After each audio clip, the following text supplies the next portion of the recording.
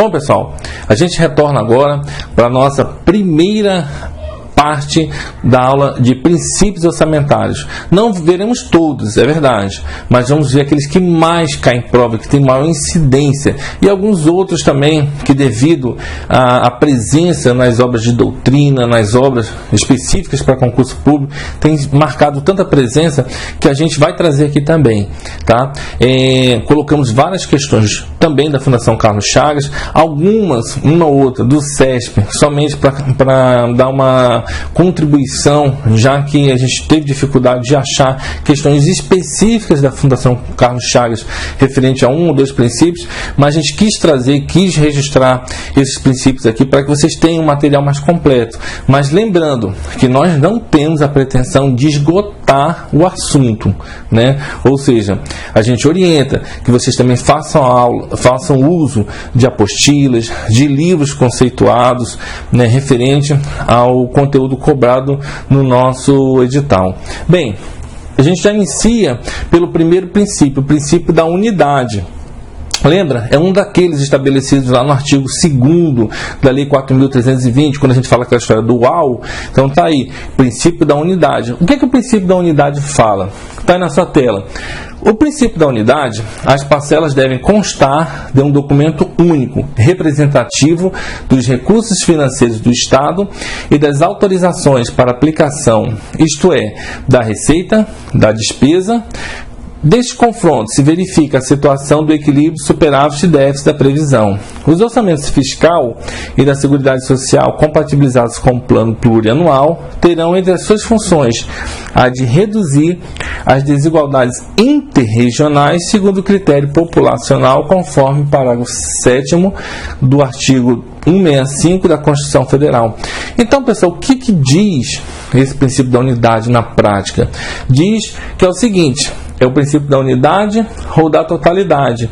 Ou seja, todas aquelas receitas, todas aquelas despesas devem constar de um documento único por cada ente da nossa federação. Ou seja, o governo federal vai ter um PPA, vai ter uma LDO, vai ter uma LOA. O governo do nosso estado vai ter um PPA, uma LDO e uma LOA. E cada município do nosso país, isso mesmo, aqueles 5.000 e poucos municípios, cada um deles vai ter uma própria PPA, um instrumento de planejamento, né? Um próprio PPA, própria LDO e uma LOA.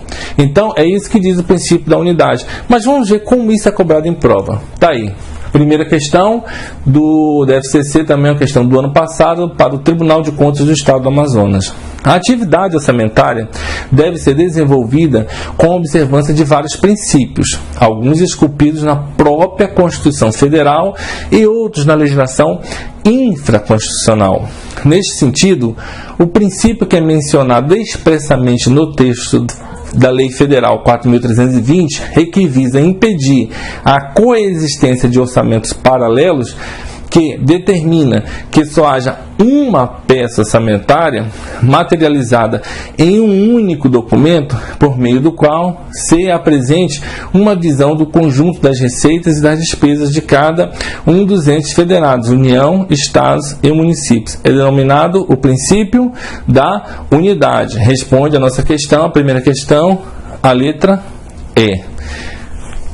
Pessoal, isso é tão importante que a gente também tem que destacar que não pode haver no nosso município um orçamento do Poder Legislativo e outro do Poder Executivo, né? E nem no governo federal um orçamento do Poder Judiciário. Não, pelo princípio da unidade, cada ente federativo vai ter apenas um orçamento. Vamos à próxima questão, aí na sua tela, questão número 2. A determinação: cada ente do governo deve possuir um orçamento. Está contida no princípio da letra A, logo a primeira, princípio da unidade. Tá? Então responde a questão número 2, letra A. Podem marcar princípio da unidade. Vamos ao próximo princípio, princípio da universalidade. O que diz o princípio da universalidade? Consiste em classificar e descrever individualmente todas as receitas em uma tabela geral, cuja soma forma um total único de renda pública orçada. E o mesmo processo em relação à despesa, com exclusão completa de contas à parte, de orçamentos parciais ao lado do orçamento geral. Tá? Pessoal, na verdade, o que diz o princípio da universalidade? Diz que todas as receitas e todas as despesas têm que estar no nosso orçamento, tá certo? Então tem que estar contemplado lá na lei orçamentária. Então nada de ter, digamos assim, receitas que não entrem no nosso orçamento. Tem que entrar, tem que ser administrada de acordo com a lei orçamentária do nosso município, do nosso estado, da nossa federação. Né? Vamos ver como isso é cobrado em prova. Está aí a nossa primeira questão. Questão também deve ser o princípio orçamentário que estabelece que devam constar do orçamento todas as receitas e despesas do ente público é o princípio da, já falamos, universalidade, ou seja, todas as receitas e todas as despesas. O macete é isso. Universalidade, todas as receitas, todas as despesas. Vamos à próxima. Questão 2.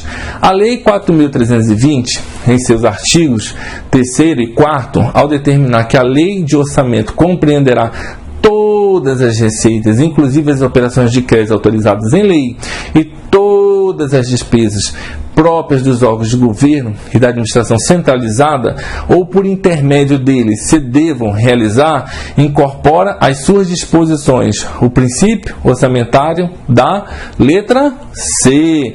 Isso mesmo, certo aí, letra C. Na dúvida, vamos marcar a letra C. Universalidade responde a nossa questão, né? Mas não é brincadeira, tá, pessoal? Sei que vocês não têm dúvida, letra C é o gabarito. Vamos à próxima. Questão número 3. Em relação ao princípio orçamentário da universalidade, é correto afirmar que, letra A, em regra, não se inclui na lei de orçamento normas estranhas à previsão da receita e à fixação da despesa. Pessoal, esse princípio não é o princípio da universalidade, e sim o princípio da exclusividade. Tá? Então, a letra A está errada. Letra B. Cada orçamento deve se ajustar a um método único, não querendo dizer que deva compreender todas as receitas e despesas numa única peça. Já vimos que não é isso. Então, letra B também está errado. C. O orçamento inclui todas as receitas e despesas, quer da administração direta, quer da administração indireta. Então, responde a nossa questão a letra C. Né? Vamos ver a D. O orçamento deve ser expresso de forma clara, ordenada e completa e manter o equilíbrio do ponto de vista financeiro entre os valores e receitas. Os valores de receita. Então, aí estamos falando do princípio do equilíbrio, né? Então, também não é o princípio da universalidade. E, por fim, a letra E, o orçamento inclui somente as receitas e despesas da administração direta. Vimos que não, né? Tanto da administração direta quanto da indireta. Então, realmente, o que responde a nossa questão 3 é a letra C. Vamos à próxima questão. Quarta questão, do Tribunal de Contas do Município do Rio de Janeiro, uma questão de 2015, né, do ano passado. A Lei Federal número 4.320, em seus artigos 2º, caput, 3º e 4º, estabelece. Artigo 2º. A Lei do Orçamento conterá a discriminação da receita e despesa, de forma a evidenciar a política econômica financeira e o programa de trabalho do governo, obedecido os princípios, né? Lembra aquela história dual, né? Universalidade, unidade. 3. A lei de orçamentos compreenderá todas as receitas, inclusive as de operações de crédito autorizadas em lei. Parágrafo único. Não se considera para os fins desse artigo as operações de crédito por antecipação da receita, as emissões de papel moeda e outras entradas compensatórias no ativo e passivos financeiros. E mais, o artigo 4º estabelece: a lei de orçamento compreenderá todas as despesas próprias dos órgãos de governo e da administração centralizada ou que, por intermédio deles, se devam realizar, observado o disposto no artigo 2º. Essas regras materializam o princípio orçamentário conhecido como princípio da... Veja, quando ele fala que compreenderá todas as receitas e todas as despesas, só nos resta aí o princípio da universalidade. Então, letra A responde a nossa questão. A partir de agora, pessoal, vamos falar do princípio da anualidade.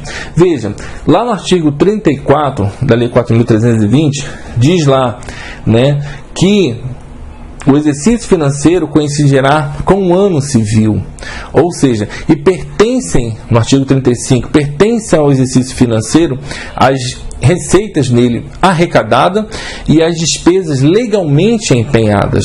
Então, vamos ver o que diz lá o nosso princípio da anualidade, também denominado princípio da periodicidade. Está na sua tela. O princípio da anualidade ou periodicidade preceitua que o orçamento deva ser elaborado para ser executado em um período de tempo pré-estabelecido, que decorra com o artigo 34 da Lei 4.320, que é: o exercício financeiro coincidirá com o ano civil. Entretanto, veremos no capítulo dos créditos adicionais que o saldo de algum deles poderão ser transportados para o exercício subsequente. É aquele papo, né, dos créditos adicionais especiais e extraordinários reabertos, ou melhor, abertos nos 4 últimos meses, né? Mas quando a gente for falar de crédito adicional, a gente vai tocar nesse assunto, a gente vai aprofundar esses conceitos, tá? Mas por enquanto vamos falar do princípio da anualidade. Então tá aí, vamos ver como isso é cobrado em prova.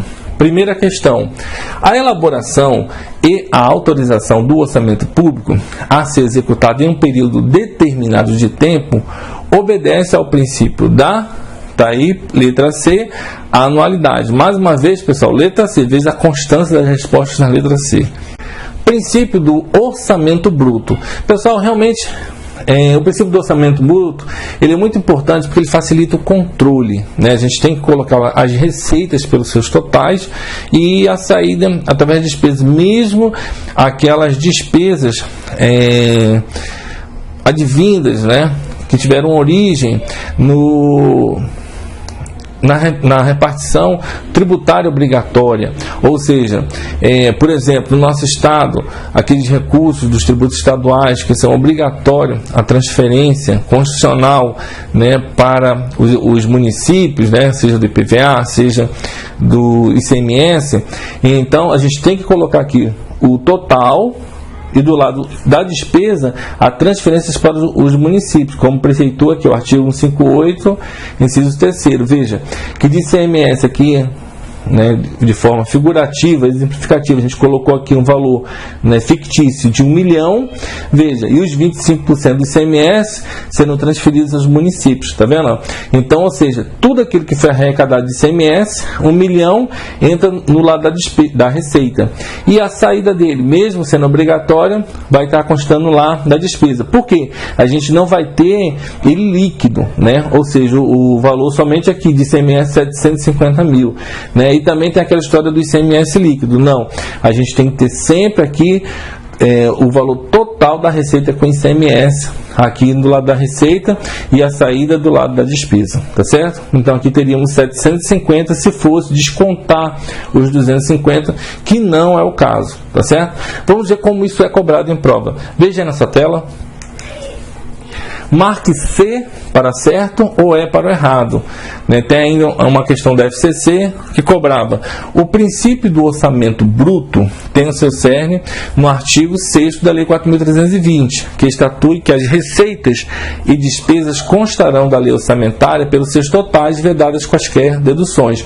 Perfeito, correto o entendimento, né? Então, letra C na questão 1.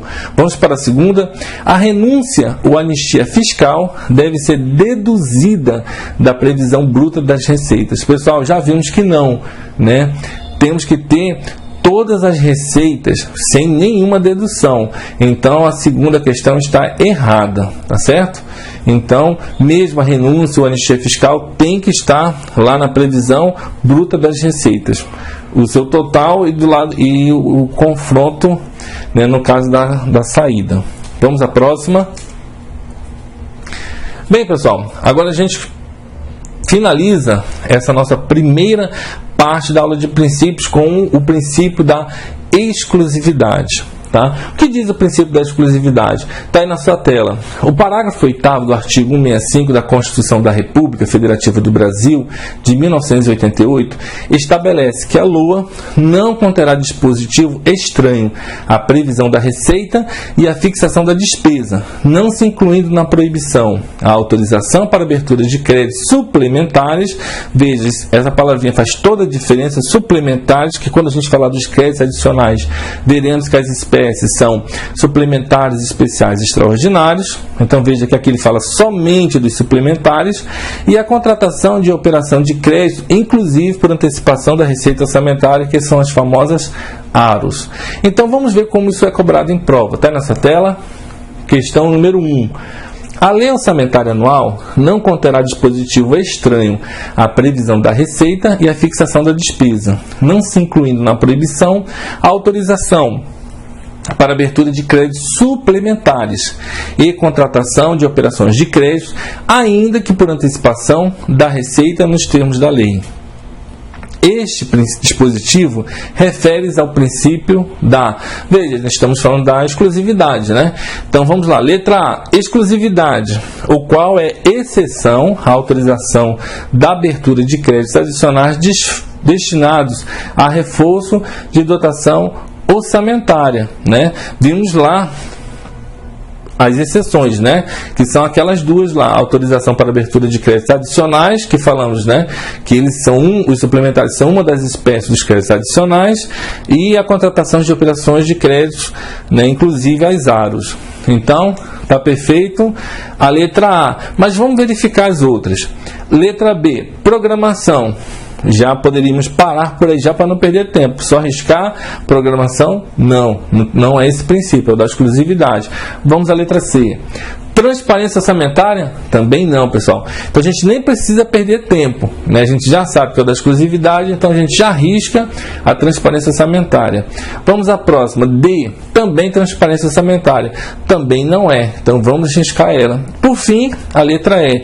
Exclusividade. Opa, vamos verificar. O qual é exceção à autorização de abertura de créditos adicionais destinados a sanar despesas para os quais não haja dotação orçamentária específica. Bem, pessoal, quando a gente fala que não haja dotação orçamentária específica, aí a gente está falando dos créditos especiais e não dos suplementares. Então a pegadinha está aqui. Se você não soubesse essa diferença dos créditos adicionais, veja, numa questão de princípio, ele está cobrando um entendimento, né? Se você sabe diferenciar um crédito adicional, seja ele suplementar ou especial. O suplementar, ele vai reforçar uma dotação já existente. No caso de não haver dotação orçamentária, estamos falando dos créditos especiais, tá certo? Então a letra E não pode responder nossa questão. Portanto, questão número 1, letra A responde. Vamos à próxima, questão número 2. Vocês estão vendo aí na tela. A Assembleia Legislativa do Estado Aldeia de Ouro aprovou o aumento de salário dos seus funcionários na Lei Orçamentária Anual de 2012. Foi desrespeitado o princípio orçamentário da exclusividade. Por quê? Na nossa Lei Orçamentária só poderemos ter a previsão das receitas e a fixação das despesas e aquelas exceções, né, que já falamos. Então, ou seja, não é o princípio da universalidade, não é o da unidade, do equilíbrio, da igualdade, sim da exclusividade. Portanto, questão número 2 responde letra A. A próxima questão, 3. O princípio orçamentário da exclusividade estabelece que, vamos lá, letra A, é vedada a vinculação de impostos a órgão, fundo ou despesa. Pessoal, essa letra A está falando do princípio da não afetação. Então, não é exclusividade. Então, letra A está fora. Vamos a B. A lei orçamentária não consignará dotações globais de despesa. Também não é o princípio da exclusividade, né? A gente está falando do princípio da especificação. Letra C. O orçamento deve equilibrar as receitas com as despesas. Aí é o nosso princípio do equilíbrio. Também não é a letra C. Vamos a D. Todas as receitas e despesas constarão da lei do orçamento, pelos seus valores brutos, vedadas quaisquer deduções. Aí estamos falando daquele princípio do orçamento bruto, né?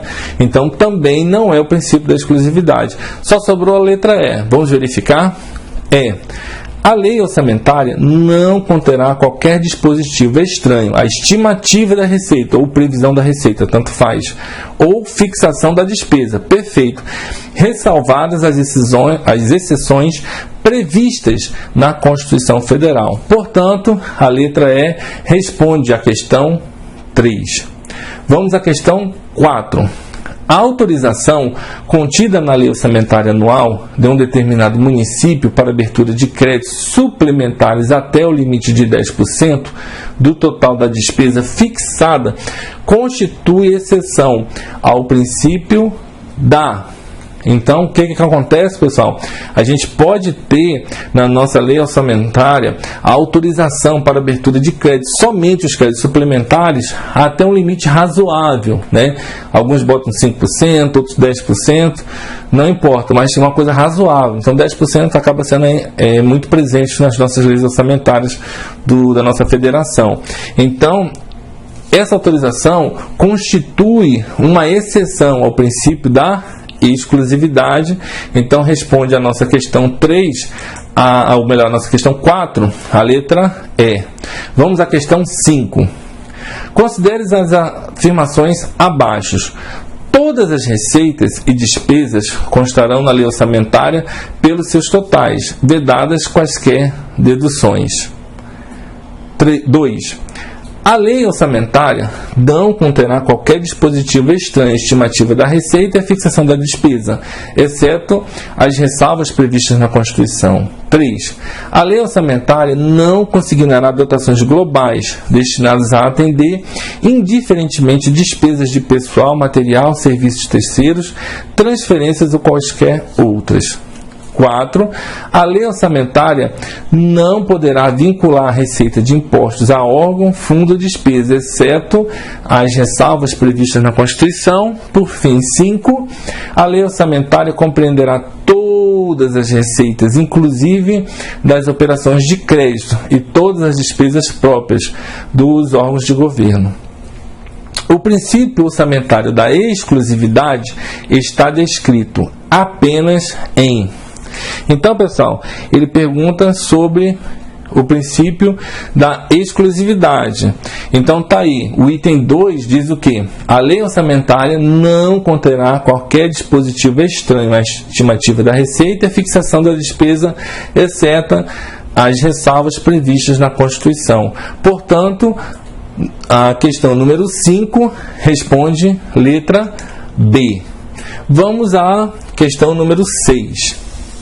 Conforme o artigo 165, parágrafo 8º da Constituição Federal, o texto, não se incluindo na proibição a autorização para aberturas de créditos suplementares e contratações de operações de crédito, ainda que por antecipação da receita nos termos da lei, expressa exceção ao princípio da, mais uma vez, letra C, está aí, princípio da exclusividade. Então, vamos lá, questão número 7. Um analista judiciário, especialidade contadoria, verificou a peça orçamentária do Poder Judiciário Federal e constatou que foi incluída a concessão de isenção para determinadas taxas judiciais. Esse aspecto feriu o princípio orçamentário mais uma vez, está aí, princípio da exclusividade, portanto, responde a letra D. Pessoal, veja que essa questão é lá do TRF, da terceira região, uma questão muito recente, que é deste ano mesmo, de 2016. Veja que é isso aí que eles cobram nas provas, né? Então, vamos lá. Questão número 8 e a última questão dessa primeira parte.